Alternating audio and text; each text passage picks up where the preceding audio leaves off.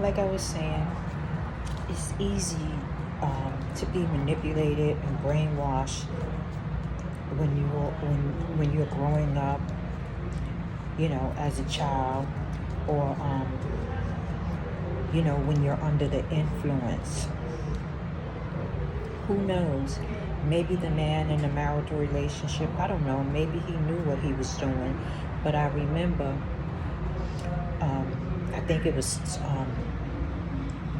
20, 2020, I put something up on social media, a crop top and a pair of briefs that I had on. I was just, showing, how I used to look when I was a younger woman in my early 40s. And he called me up and said I shouldn't put that down up there, that, some things should be left private. But anyway, I never, it made me realize that he was still, worried about me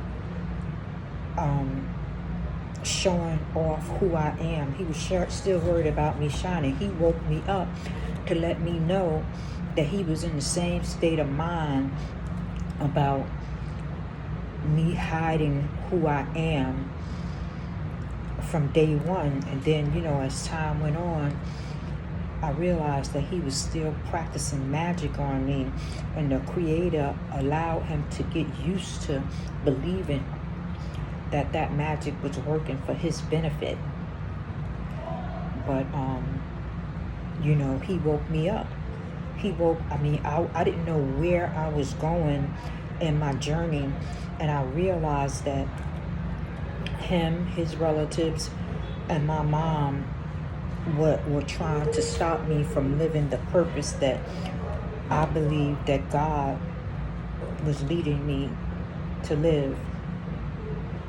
And they thought the Creator allowed them to think that they were in control of my destiny. But nobody, you can't not stop what God has for anybody. God will allow you to believe it, but then in the end, He's going to let you see, the Creator is going to let you see everything you was doing was for the purpose of the Creator's benefit. So I realized that he was still worried and concerned about me. Every time my birthday come, anytime, he was always interested in who I was dating. And I feel really sorry when him and I, broke up. My youngest son was 4 years old, and then I realized that he was training my son to tell him everything that was going on in my life. He brainwashed my son, and then he transferred a hateful spirit into my son. And, my growth, his spirit was living inside of my son, and then my growth was disturbing my son also. My spiritual growth when I was getting sober. But anyway, it's a shame, and my son believes, for him to, he brainwashed my son the same way my parents brainwashed him to tell them everything that was going on in my life, what I was doing. He did the same thing to my youngest son. So, I just hope within time my son will wake up and see what was really going on between me, him, and his father. And I hope,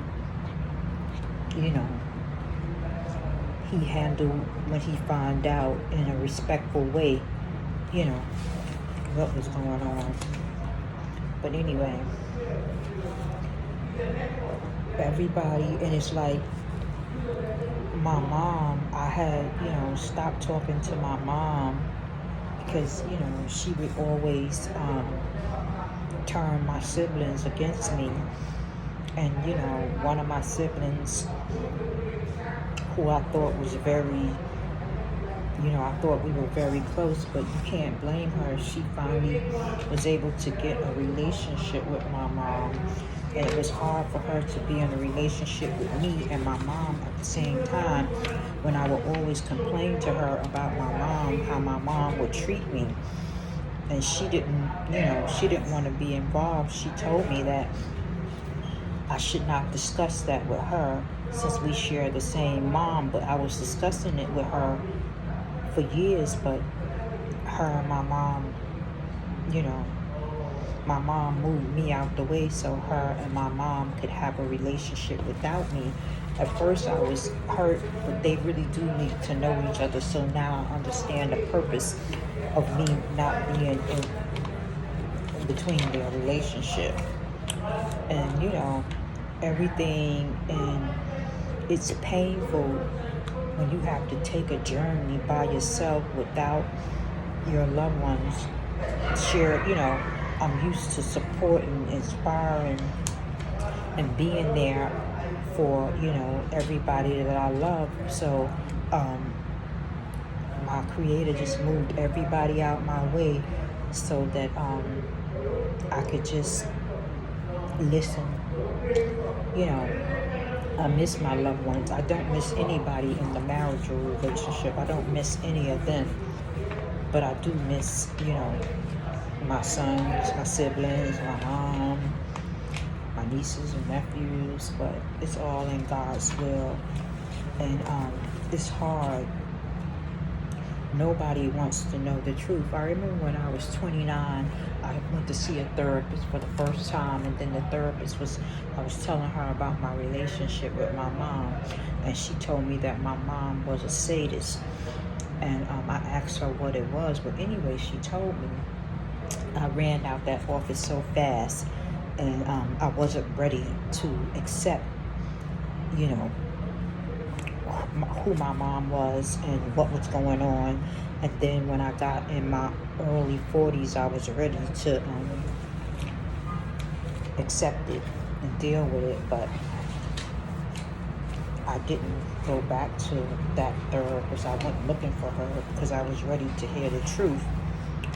And I hope, and the truth, sometimes the truth is painful. Sometimes the truth can kill you. And I have to stop forcing my truth on my loved ones. And I have to remember how hard it was for me. So sometimes when you living in your truth and you raised to live in an illusion, and then you're the only one that's waking up, you just gotta move on. I was living in an illusion for most of my life. I was always miserable, and I never believed in happiness. I never understood happiness because I was living in misery. Misery was acceptable, but I didn't know I was miserable. I grew up in a miserable household, and now I'm learning how not to be miserable. It started with, just think about all the things that your creator has blessed you with. You think about your health. You think about, I've learned to be thankful for me and who I am. I'm so grateful for me. I'm so grateful for who I am. I'm so grateful that I want to see people have more than me. I want to see people, I don't care who has more than me. I want to see people live their best life. I really do. Whatever you want that's good for you, I really would like to see people around me with everything that they want that's going to benefit them. But we all got to go through something to get where the creator wants us to go. Okay guys, I'm done.